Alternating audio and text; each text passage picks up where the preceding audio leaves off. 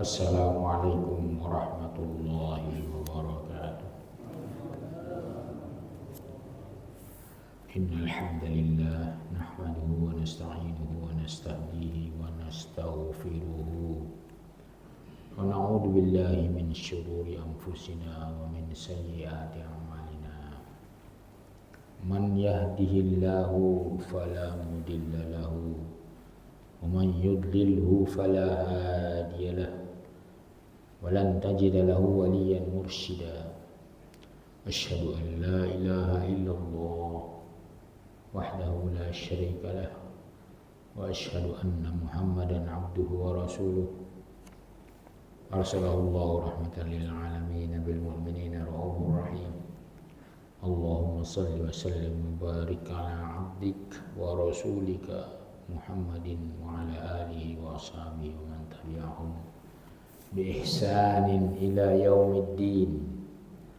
Amma ba'du, alhamdulillah, Bapak-bapak yang dimuliakan oleh Allah, kita terus meningkatkan rasa syukur kita atas segala nikmat Allah, atas segala nikmat hidayah, nikmat iman, nikmat Islam, nikmat sehat, nikmat sempat untuk dimudahkan beribadah kepada Allah. Itu semua kita harus syukuri, karena kita tanpa mensyukuri itu kita tidak bisa berbuat apa-apa. Kekuatan hanya milik Allah, hidayah hanya milik Allah, dan taufik hanya milik Allah. Kemudian tentunya bersalawat dan salam termasuk diantara mensyukuri nikmat Allah. Rasulullah diutus merupakan nikmat dan rahmat lil alamin, bagi seluruh alam.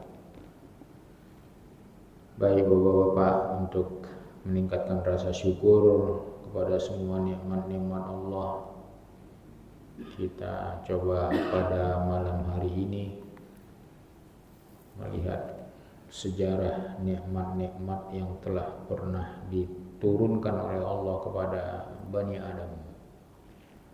Surah Saba.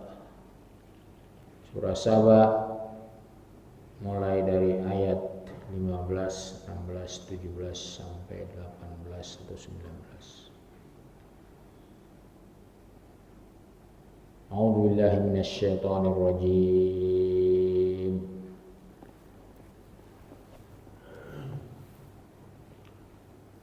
Laqad kana li sab'in fi maskanihim ayah jannatani an yamin wa shimar kulu min rizqi rabbikum washkuru lahu baldatun tayyibatun wa rabbun ghafur. Laqad kana li sab'in, sungguh telah pernah kami buat perumpamaan, kami buat untuk pelajaran di negeri Saba. Saba ini kalau ditinjau-tinjau, dipelajari, sebetulnya Saba itu yang paling rajih adalah nama seseorang. Seorang pemimpin, seorang penguasa. Dan Saba ini berada di daerah Yaman. Yaman itu di selatan Jazirah Arab. Di selatan Jazirah Arab. Saba itu sudah terkenal sejak zaman Nabiullah Sulaiman dan Nabiullah Daud alaihi wassalatu wassalam. Di sini Allah memberikan perumpamaan yang wajib kita pelajari. Al-Quran itu adalah kisah umam ataupun bangsa-bangsa yang sebelum kita, kisah bangsa-bangsa yang akan datang untuk jadi pelajaran.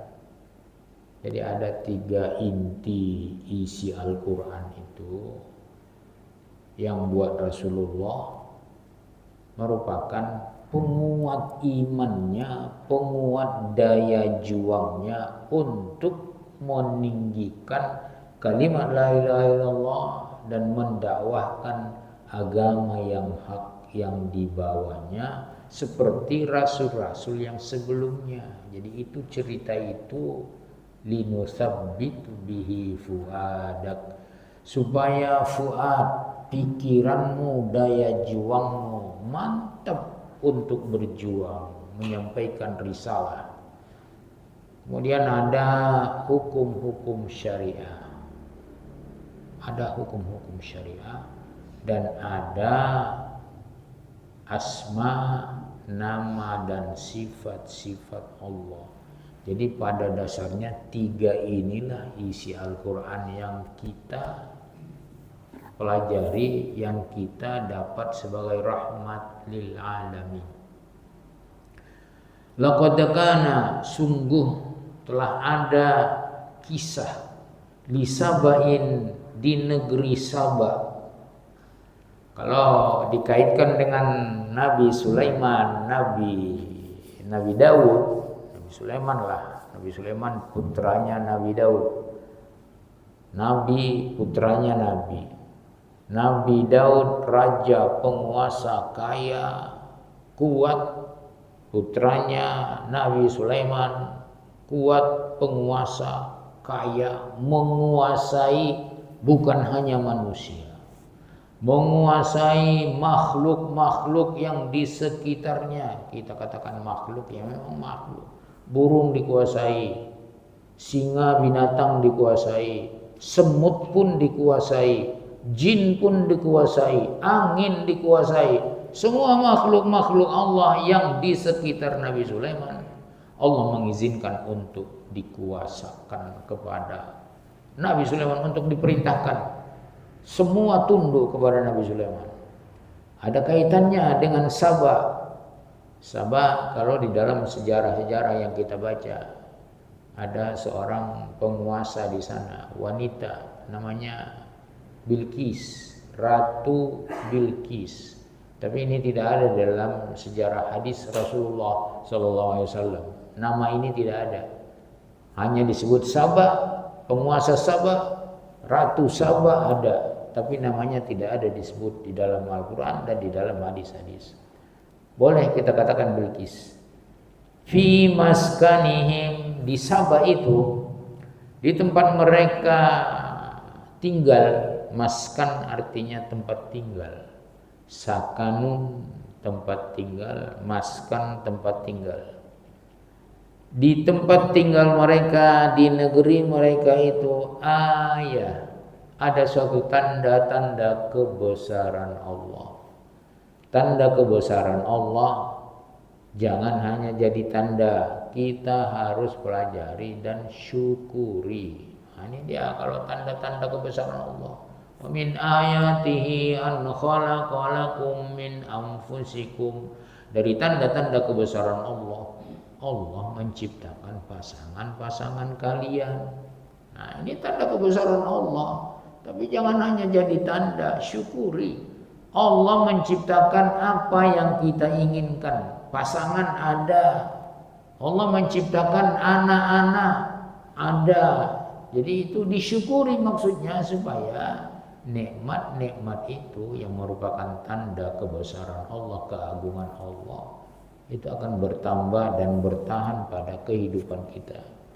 Ada suatu tanda kebesaran. Apa itu tanda kebesaran yang akan diceritakan di dalam surat Saba ayat 15 ini?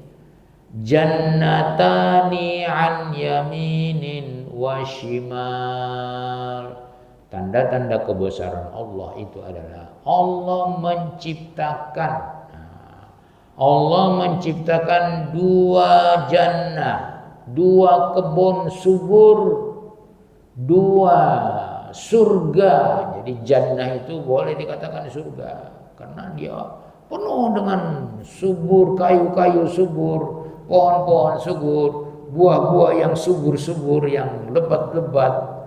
An yaminin wa shimal. Ini luar biasa tanda-tanda kebesaran Allah. Kuasa Allah membuat tanah dimanapun tanah itu, di Arab, di padang pasir, di mana, di Afrika, di mana-mana.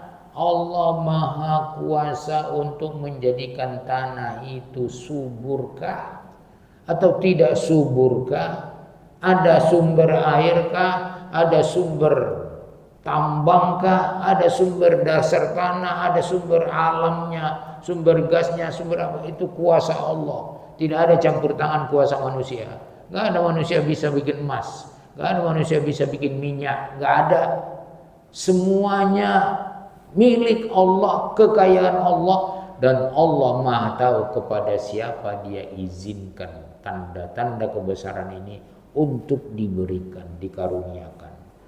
2 kebun. Di negeri itu semuanya berbentuk kebun dan subur-subur, subur kebunnya. Ada yang bercerita, tapi ini bukan berdasarkan hadis atau Al-Quran. Saking suburnya tanah di negeri Sabah ini, kiri kanan apa saja ditanam tumbuh. Jadi bukan khayalan itu, tongkat kayu jadi tanaman. Di Sabah itu terjadi. Di sawah itu terjadi, tapi itu merupakan tanda-tanda kebesaran Allah. Jangan kita lupa siapa yang menjadikan 2 kiri kanan jalan, semua jalan di negeri Sabah. Kiri kanannya semua negeri-negerinya, yang kecil, yang besar, yang Sabahnya sendiri atau kampung-kampung, kiri kanan Allah membuat tanah mereka subur. Tumbuh-tumbuhannya merupakan buah-buah yang indah-indah, yang manis-manis, yang enak-enak, yang lezat-lezat, yang membuat manusia terpukau melihatnya. Jadi kalau bahasa Arab fakihah, fawakih itu memukau artinya. Jadi indah itu buah, bukan hanya indah ditengok, bukan hanya indah tampaknya, tidak. Kepingin memakannya, itulah buah itu. Makanya fawakih artinya membuat kita terpukau, senang, gembira ria melihatnya. 2 kebun, jadi kiri kanan jalan itu kemanapun mereka berjalan, coba luar biasa, nggak ada, belum ditemukan setelah Sabah ini negeri yang seperti ini. Simal kiri kanan adalah kebun-kebun yang subur. Buah-buahnya cukup, semuanya cukup lengkap. Kalau ada ahli tafsir, bukan ahli tafsir, ahli mengulas tafsir namanya. Kalau mau dilihat, didengar-dengar, dia mengatakan begini. Jadi negeri Sabah ini karena suburnya kebun-kebunnya merupakan tanda keagungan Allah. Mereka tidak perlu bekerja, nggak perlu bekerja, tinggal bawa keranjang, jalan kiri kanan mau apa? Korma ada, apel ada, anggur ada, semua delima ada semuanya lengkap. Pokoknya bawa keranjang, jalan, tinggal begini goyang-goyang masuk, udah pulang, makan kenyang, tidak perlu bekerja. Dan tidak ada yang membeli di situ, nggak ada yang beli. Ada semua, tumbuh semua, apa aja ditanam tumbuh. Ini tanda kebesaran Allah yang perlu disyukuri. Kita belajar dari sini, dikasih kita pelajaran bahwa suburnya tanah, jadinya tanah itu bukan karena petani itu pintar bercocok tanam, tahu dia cara memupuk segala macam. Ini Sabah ini nggak ada pupuk-pupuk, langsung jadi. Ini kuasa Allah, hanya kuasa Allah. Makanya di dalam surat Kahfi itu ada 2 orang lelaki dikasih perumpamaan oleh Allah, dikasih perumpamaan. Wadrib lahum mathalan rajulaini. Wadrib lahum, beritahu mereka, kasih kisah kepada mereka, ceritakan kepada mereka. Mathalan rajulaini, 2 orang laki-laki. Yang satu dikasih kebun subur, yang satu kurang subur. Datanglah yang subur. Yang subur ini tidak bersyukur dia. merasa dialah pemilik itu, dialah yang bikin itu subur. Wa dakhala jannatahu, dia menantang saudaranya yang satu lagi yang kurang subur tanamannya. Ana aktsaru minka malan wa walada. Hei, kamu lihat kebun saya subur, saya lebih banyak hasilnya, lebih banyak anaknya dari kamu. Wa dakhala jannatahu, dia masuklah ke kebun suburnya, padahal itu izin Allah. Wa huwa zalimun li nafsihi, dia menzolimi dirinya, bukan bersyukur kepada Allah. Saya tidak mengira, saya tidak yakin akan terjadi kiamat. Walaupun terjadi kiamat, saya akan bahagia di hadapan Allah karena saya telah dikasihkan suburnya ini kebun saya. Datang si temannya yang ini dalam surat Al-Kahfi, datang si temannya yang kurang subur kebunnya. Apa katanya? Qala lahu sahibuhu wa huwa yuhawiruhu akafarta billadhi khalaqaka min turabin thumma min nutfatin thumma sawwaka rajula. Kau kufur nikmatnya kepada orang yang menciptakanmu, jadilah kau lelaki. Bukan karena emakmu, bapakmu, tidak. Allah menciptakan. Kufurkah engkau, kufur nikmat, kufur ini? Thumma min nutfatin, kemudian dari nutfah. Laula id dakhalta jannataka, seandainya engkau masuk ke kebunmu yang subur itu, engkau lupa bersyukur kepada Allah, engkau masuk ke situ. Qulta, masuk kebun itu kau katakan apa? Masya Allah, la quwata illa billah. Jadi kalau kita melihat sesuatu yang mengagumkan, ini boleh dibaca ini, supaya kita selalu merasa ini terjadi karena kekuasaan kehendak Allah. Masya Allah. Masuk kau ke kebunmu, katakan Masya Allah, la quwata illa billah. Tidak ada kekuatan, bukan aku yang nanam ini, tidak, Allah, hanya Allah. Walaupun engkau lihat kebunku tidak subur, tapi nanti suatu saat kalau engkau kufur seperti di ayat ini, nanti Allah akan membuat tanahmu tidak subur. Ini Allah semuanya. Airnya pun tidak bisa lagi digali, tidak bisa keluar. Baru tahu kau merasa menyesal. Ya laitani lam usyrik bi rabbi ahada. Ini juga begitu. Kulu min rizqi rabbikum. Allah mengatakan kepada mereka, karena itu ciptaan Allah, subur, makmur, hijau royo-royo, kata orang Jawa. Kulu min rizqi rabbikum, makanlah kalian, nikmatilah. Jadi kulu itu bukan hanya makan artinya, nikmatilah. Kulu, nikmatilah min rizqi rabbikum, nikmatilah rezeki yang diberikan oleh Rabb kalian. Kebun itu kiri kanan kebun subur, apapun tumbuh, washkuru lahu. Sudah menikmati, bersyukurlah kepada Allah. Jangan berkufur, syukur nikmat namanya. Ini nikmat, tidak ada kekuatan kita. Masya Allah, la quwata illa billah. Washkuru lahu, bersyukurlah kepadanya. Ini di sini diperintahkan bersyukur. Makan, minum supaya kita bersyukur. Bersyukur ini termasuk ibadah. Coba lihat surah Al-Baqarah. Kulu min rizqi rabbikum washkuru lahu in kuntum iyyahu ta'budun. Jadi syukur ini kalau kita kaji-kaji di dalam kehidupan kita, di dalam Al-Quran, Syukur ini merupakan tingkatan yang paling puncak sebagai hamba Allah yang beribadah kepada Allah. Al-Baqarah kalau tidak salah 172. Makanlah semua nikmat-nikmat Allah, tapi jangan lupa bersyukurlah in kuntum iyyahu ta'budun. Kalau kamu benar-benar ingin beribadah kepada Allah. Bukankah kita diciptakan Allah untuk beribadah? Bersyukur itu ibadah. Ibadah paling tinggi itu bersyukur.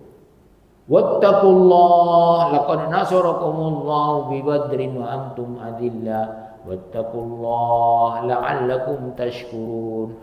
Bertakwalah kalian kepada Allah supaya kalian mampu bersyukur. Coba bayangkan, takwa masih di atasnya syukur. Wattaqullah, bertakwalah kalian kepada Allah la'allakum tashkurun, supaya kalian bisa bersyukur. Jadi amal-amal takwa itu mengarahkan kita supaya selalu bersyukur. Si iblis yang selalu menggoda kita setiap detik, setiap saat, selama ada ruh di sini, dia menggoda kita supaya kita belok, supaya kita ikut dia, ikut jalan dia, jalan sesat, jalan kufur. Apa katanya?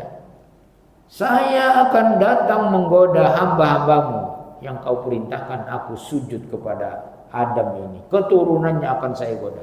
Saya datang dari depannya, dari belakangnya, samping, kiri, kanannya. Saya akan datang, akan goda mereka. Apa hasilnya? Ini hasilnya apa? Wala tajidu aktsarahum syakirin. Engkau tidak akan menemui hamba-hamba yang sudah aku goda itu syakirin. Mereka tidak bersyukur kepadamu, malah berkufur. Waduh, senang dia. Berhasil dia mengajak orang berkufur. Ini dia begini. Washkuru lahu baldatun thayyibatun wa rabbun ghafur. Apa yang mau disyukuri di sini? Baldatun thayyibatun. Negeri yang thayyibah, tanahnya, turbahnya thayyibah. Apa saja ditanam tumbuh, lebat, berbunga, berbuah. Baldatun thayyibatun wa rabbun ghafur, dan Rabbnya Maha Ghafur. Kalau kurang-kurang bersyukur, kurang-kurang melakukan ibadah, kurang-kurang melakukan ketaatan, walau bagaimana kita kembali lagi kepada Allah. Lupa, manusia itu sering lupa. Dikasih nikmat, lupa dia yang memberi nikmat siapa. Dia mengira nikmat itu sudah usahanya. Karena dia punya ilmu ekonomi, tata berniaga. Karena dia sudah pangkat, segala macam kesombongan manusia itu, lupa dia yang memberikan semua nikmat adalah Allah. Wa ma bikum min ni'matin faminallah. Nikmat apapun yang kita peroleh, nikmat sehat, nikmat pintar, nikmat bisa melihat, bisa mendengar, nikmat punya istri, punya anak, keturunan, punya cucu, semuanya sumbernya dari Allah. Jangan lupa yang memberi nikmat itu, jangan lupakan. Caranya bagaimana? Bersyukur kepada Allah. Wa rabbun ghafur fa'aradu. Nah, ini dia kelakuan manusia. Kelakuan manusia begitu. Manusia itu tidak kenyang-kenyang. Padahal itu sudah subur makmur. Enggak perlu kerja, enggak perlu jualan, enggak perlu narik beca, enggak perlu apa segala macam ojek, enggak perlu. Semuanya ada. Kebutuhan-kebutuhan makan semua ada, subur makmur.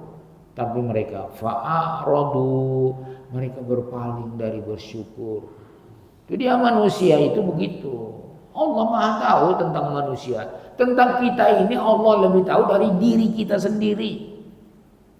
Kita minta macam-macam. Padahal sebetulnya yang kita minta itu hanya karena nafsu kita ingin, tidak baik buat kita. Itu Allah Maha tahu. Lau basatallahu rizqa li'ibadihi labaghaw fil ardi.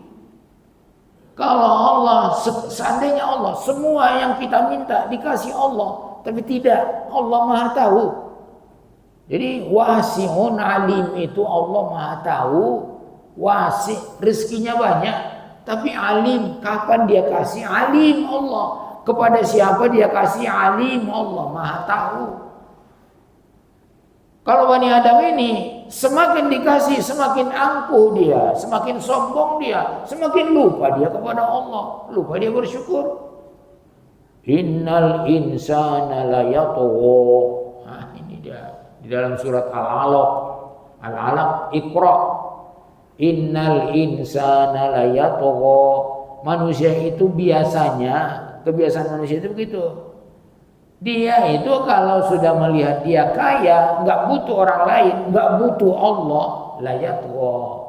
Dia akan melampaui batas, dia akan sombong, dia akan melakukan bertindak semaunya kepada orang lain. Lau basatallahu rizqahu la baghaw fil ardi, mereka akan baghaw, akan angkuh, sombong, arogan di muka bumi.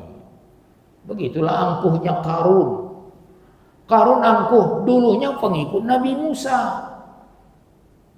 Karena dia lihat Nabi Musa dan pengikut-pengikutnya Bani Israel tidak ada apa-apanya. Itu Qarun itu masih keluarganya Nabi Musa, mengikuti Nabi Musa, taat itu. Dia berdoa kepada Allah. Ada yang meriwayatkan dia meminta kepada Nabi Musa supaya berdoa mendapatkan harta dia. Dia berdoa meminta kepada Allah biar dia kaya. Kaya benar itu. Qarun itu kaya benar. Tapi dikasih nasihat sama kaumnya. Dikasih nasihat. Wabtaqi fima ataallahu darul akhirah wa la tansa nasibaka minad dunya. Hai Qarun, jangan sombong kau, jangan lupa kau kepada Allah yang memberikan nikmat itu. Jadikanlah hartamu itu untuk mencari ridho Allah. Jangan kau merasa pongah, merasa sombong dengan hamba-hamba Allah yang miskin-miskin ini.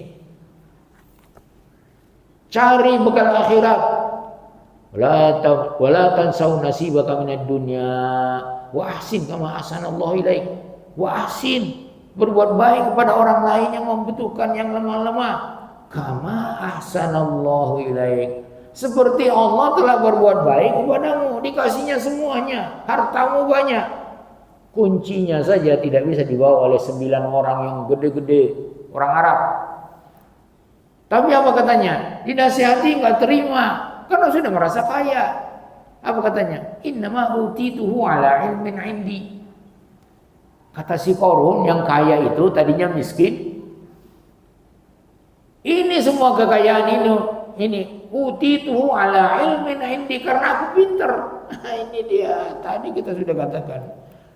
Karena aku pintar, nggak bilang dia masya Allah la quwata illa billah, tidak bilang.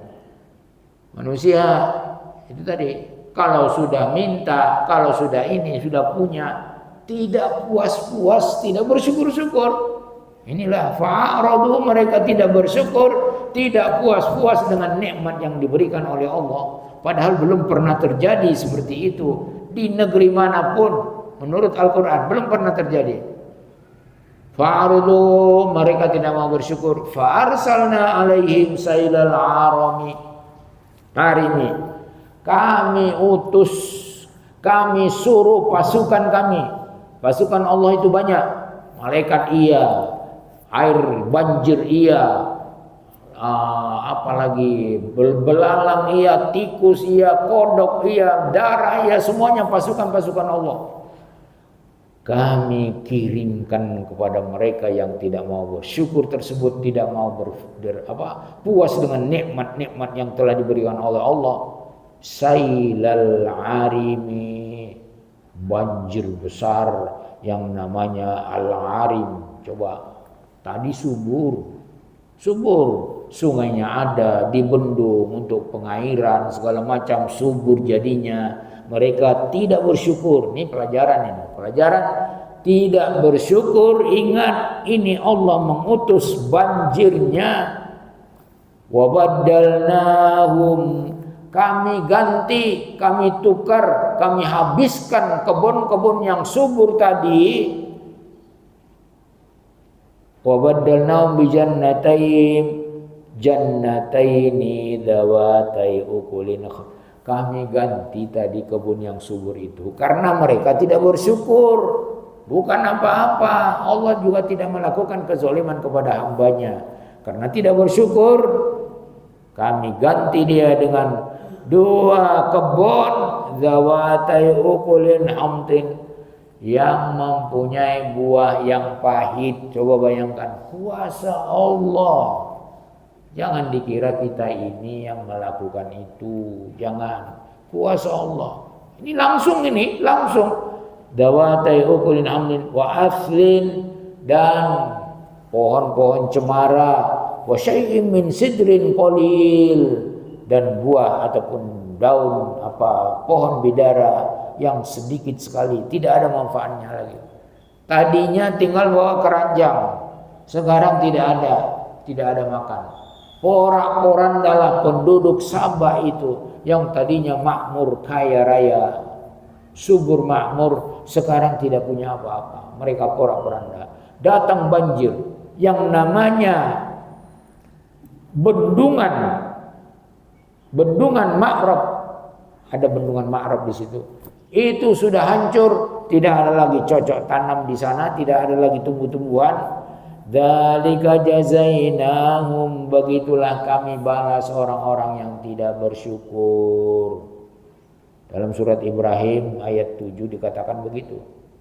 Wa ta'adzana rabbukum la in syakartum la azidannakum wa la in kafartum inna adzabi lasyadid. Wa ta'adzana rabbukum, ketika Rabb kalian Allah yang memberi segalanya buat kalian, ta'adzana, memaklumkan kepada kalian supaya kalian faham. Jadi Al-Quran ini difahami supaya kalian faham. Ta'adzana rabbukum la in syakartum, kalau kalian bersyukur sekecil apapun usahakan disyukuri, karena itu yang terbaik buat kita. Karena kita tidak tahu sebetulnya apa yang baik buat kita. Cuma nafsu kita meminta kepada Allah. Tidak salah kita meminta kepada Allah. Cuma kalau Allah belum, ini bukan tidak perkenankan ini ya, belum perkenankan. Kan semua doa Nabi Adam itu permintaan diperkenankan Allah dengan 3 cara. 1, perkenankan langsung. Yang kedua, diperkenankan nanti belakangan ketika sudah tiba masanya tepat. Yang ketiga caranya, diperkenankan doa itu dengan cara apa? Menghindarkan bahaya dari orang yang meminta ini. Semuanya diperkenankan kok. Semua doa Bani Adam diperkenankan. Cuma dengan cara bijaksana. Cara yang bijak sekali dari Allah Subhanahu wa taala. Begitulah balasan, la in syakartum la in kafartum inna adzabi lasyadid. Ini azab Allah turun kepada mereka karena tidak bersyukur saja. Tidak bersyukur, enggak pernah puas, tidak bersyukur. Bani Adam kata dalam hadis riwayat Al-Bukhari sama Muslim, kalau diberikan kepadanya kekayaan 1 lembah emas, dia mau minta 2 lembah. Ini Bani Adam ini enggak ada puas-puasnya, tidak ada syukur-syukurnya. Innallaha ladzu fadlin 'alan nasi walakinna aktsaran nasi la yashkurun. Allah memiliki karunia yang sangat banyak kepada manusia, tapi kebanyakan manusia tidak bersyukur. Ini termasuk tidak bersyukur. Kalau dikasih dia 1 lembah emas, 1 lembah emas sudah banyak ini. Dikasih kita 100 gram aja sudah luar biasa banyaknya. Sekarang 100 gram, kalau 1 gramnya 1 juta, 100 juta itu. Jadi dikasih satu lembah, mau 2, mau 3. Nafsu Bani Adam, jauh Bani Adam tidaklah bisa puas, tidak akan penuh kecuali dia masuk tanah, masuk kubur baru selesai, baru menyesal nanti setelah dikubur. Dzalika jazainahum ma kafaru begitulah kami berikan balasan azab kepada mereka karena mereka kafir terhadap nikmat-nikmat Allah. Wa hal nujazi illal kafur. Apakah kami memberikan balasan, memberikan azab ataupun memberikan cobaan kecuali hanya kepada orang-orang yang kafur. Kafur itu apa artinya? Sering lebih banyak kufurnya daripada syukurnya. Ini dia, pakailah syukur dan sabar di dalam menghadapi hidup ini. Ini kalau dipakai syukur, tidak habis-habis itu nikmat Allah. La in syakartum la azidannakum. Kalau kalian bersyukur, itu bukan hanya dua belah. Semuanya nanti jadi kebun. Coba bayangkan. Semuanya dari kebun. Aku berkuasa kata Allah. Aku kuasa membuat semuanya dari kebun. Jadi kampung-kampung mereka itu subur. Kalaulah mereka bersyukur kepada Allah, tidak akan habis-habis sampai hari kiamat kalau mereka tetap bersyukur. Tapi mereka tidak bersyukur, malah berkufur. Hal mujazi illal kafur. Kita sekarang juga begitu. Kalau kita syukur kepada nikmat Allah, sekecil apapun nikmat Allah itu, Allah ridho kepada kita. Kalau Allah sudah ridho kepada seseorang, Allah akan mengasih kepuasan batinnya. Kepuasan batinnya, dia merasa kaya beserta Allah. Laisal ghina an kathratil ard, walakinnal ghina an nafs. Kaya itu yang dikatakan kaya bukanlah orang yang banyak hartanya. Bukan itu yang kaya. Yang kaya itu adalah merasa puas dengan apa yang diberikan oleh Allah sekecil apapun, itu kaya. Bukankah ada hadis yang lain mengatakan begitu? Tafarraq li ibadati. Hei hambaku, selalulah konsekuen istiqomah beribadah kepadaku. Nanti saya akan penuhi jiwamu dengan kaya dari saya. Tapi kalau engkau tidak, engkau mencari dunia, saya akan penuhi matamu itu dengan kefakiran. Tuh, yang bikin kaya Allah.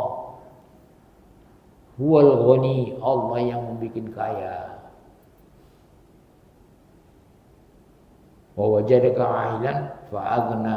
Jadi syukur dan sabar itu adalah senjata, dua senjata yang sangat ampuh menghadapi liku-liku hidup. Kalau belum dapat, sabar. Kalau sudah dapat banyak atau sedikit, syukur. Hanya dua itu. Kehidupan mulai dari Nabi Adam, kalau sabar dan syukur terus, tidak akan mendapatkan azab dari Allah.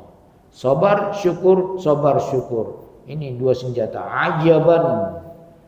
Dalam hadis riwayat Muslim, ajaban li amri mu'min.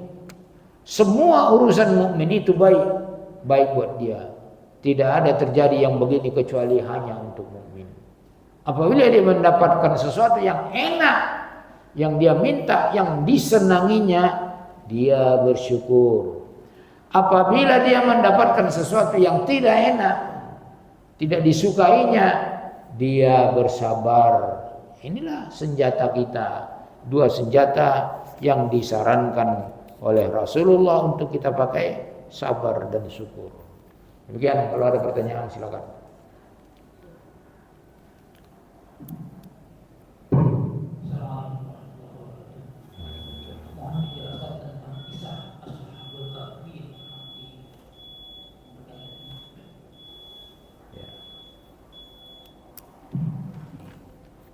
Bagaimana, azan dulu atau bagaimana forum? Jawab ini dulu, baru azan atau azan dulu baru dijawab? Azan dulu. Ya, silakan. Muazzin. Sebentar, Pak. Ya. Azan dulu baru ini.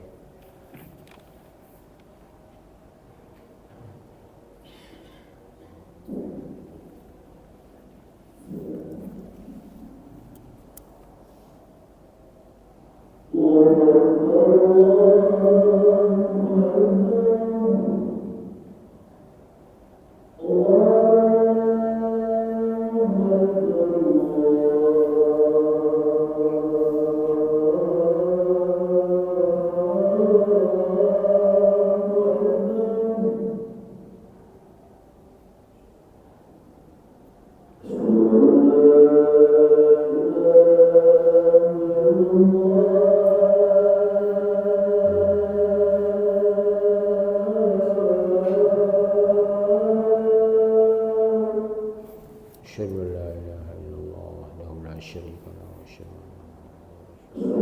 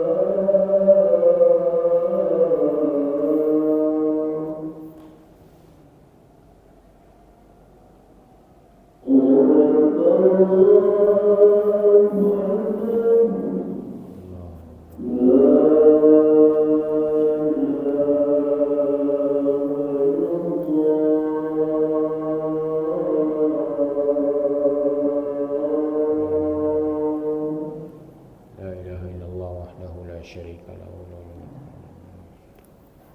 Allahumma salli wa sallim wa barik ala Muhammad. Allahumma rabb hadhihi da'wat tamma salatul qa'imah ati Muhammadin al-wasilah wal fadilah.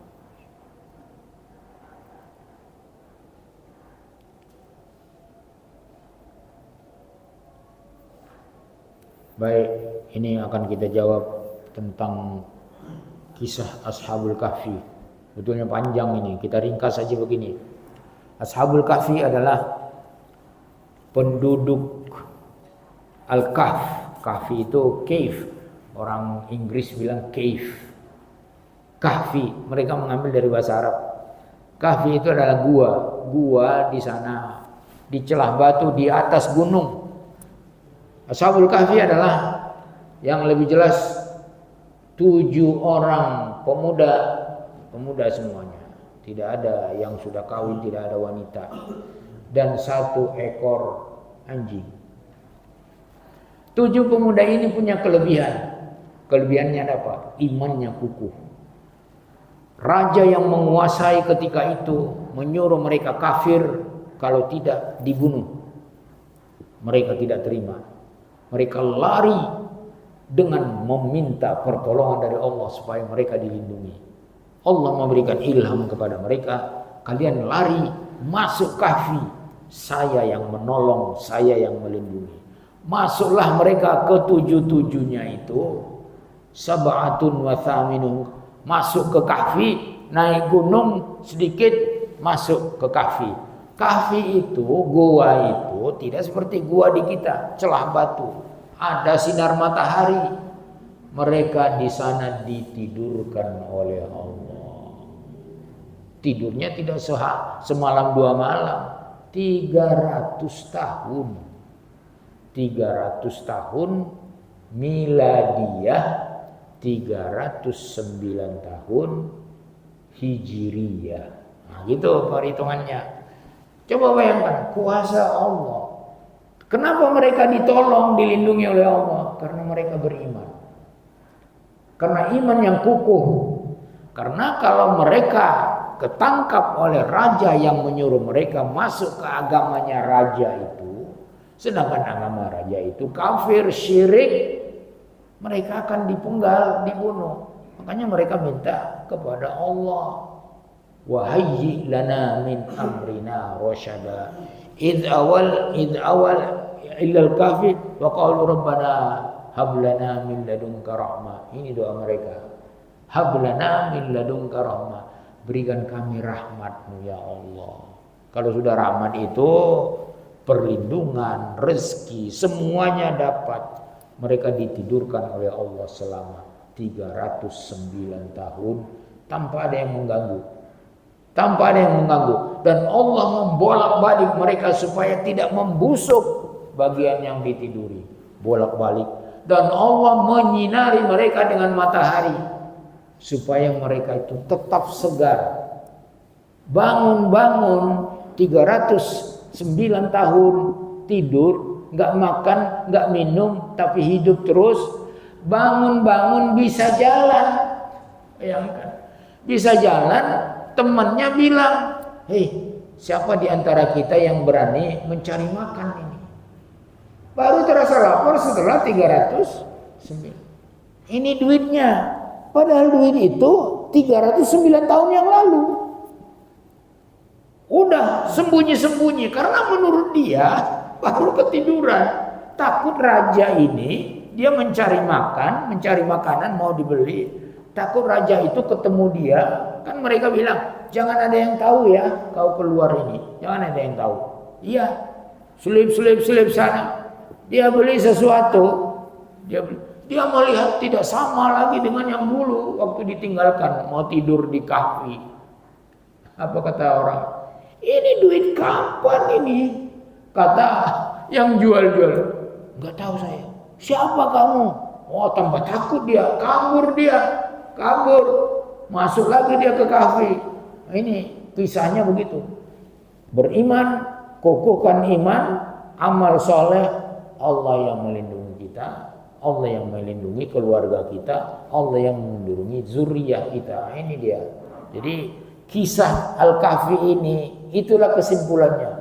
Siapa yang beriman terus dalam imannya, beramal soleh, Allah melindungi dia, tidak ada takut, tidak ada sedih, tidak ada apa-apa karena beserta Allah. Kemudian bukan hanya dia yang dilindungi, keturunannya. Nah, itu disimpulkan begitu di Ashabul Kahfi. Jadi demikian. Nah, ini kan ya apa? Ada pertanyaan lain? Ya, silakan. Bagaimana? Rasa syukur orang hamba kepada Allah. Caranya bagaimana? Seorang hamba. Oh, rasa syukur seorang hamba. Rasa syukur seorang hamba ada 3 cara. Kalau menurut pengalaman yang dilihat. Pertama, bersyukur dengan hati. Akui dulu bahwa semua yang kita dapat itu adalah hanya dari Allah. Kemudian bersyukur dengan lidah. Bagaimana bersyukur dengan lidah? Banyak ucapan alhamdulillah, banyak zikrullah. Subhanallah, alhamdulillah, la ilaha illallah, Allahu akbar. Senangnya Allah itu. Jadi udah kita dikasih nikmat. Coba dikasih nikmat lidah itu, mau beli di mana lidah? Coba tanya diri kita sendiri. Dikasih nikmat bisa bicara, mau belajar dari mana? Kalau bukan Allah yang mengajari kita berbicara. Mak kita nggak ada mengajari kita bicara, kau nak bicara, nggak ada. Tahu-tahu udah bisa bicara, bisa mendengar, bisa melihat. Syukuri itu dengan ucapan Subhanallah, Alhamdulillah, wa la ilaha illallah, Allah. Kalau kita sudah begini, datang lagi syukur Allah kepada kita. Subhanallah, Alhamdulillah, wa la ilaha illallah, Allahu Akbar. Wa la haula wa la quwata illa billah. Nanti kita kaya dengan ini. Kayanya bagaimana? Di yaumul qiyamah, di surga kita dikasih tanaman oleh Allah. Dikasih perbendaharaan, la haula wa la quwata illa billah. Ini adalah kanzun min kunuzil jannah. Perbanyaklah itu supaya banyak nanti kita peroleh di surga. Kanzun min kunuzil jannah. Kemudian syukur yang paling mantap adalah dengan jawarih, dengan anggota tubuh. Apa umpamanya? Ada orang minta tolong kepada kita.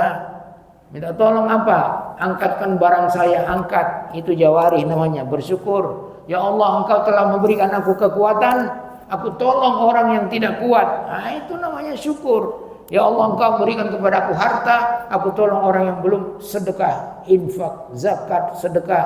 Itulah dia. Kalau kita sudah masih bisa berjalan, aku jalankan pakai kakiku ini yang Engkau bisakan aku berjalan ke tempat-tempat yang Engkau ridhoi. Masuk ke masjid, belajar, mengajar, ajarkan Al-Quran, belajar Al-Quran, cari tempat-tempat majelis ilmu, cari tempat-tempat orang yang mau kita bantu, bersedekah. Jangan tunggu orang datang meminta sedekah kepada kita, kita yang antar. Begitu sedekah yang bagus itu kita yang antar, nggak usah tahu orang lain. Ini kadang-kadang ada orang kaya itu ingin dia bersedekah itu diketahui orang. Datanglah orang antri di depan rumahnya. Itu ada unsur rianya itu.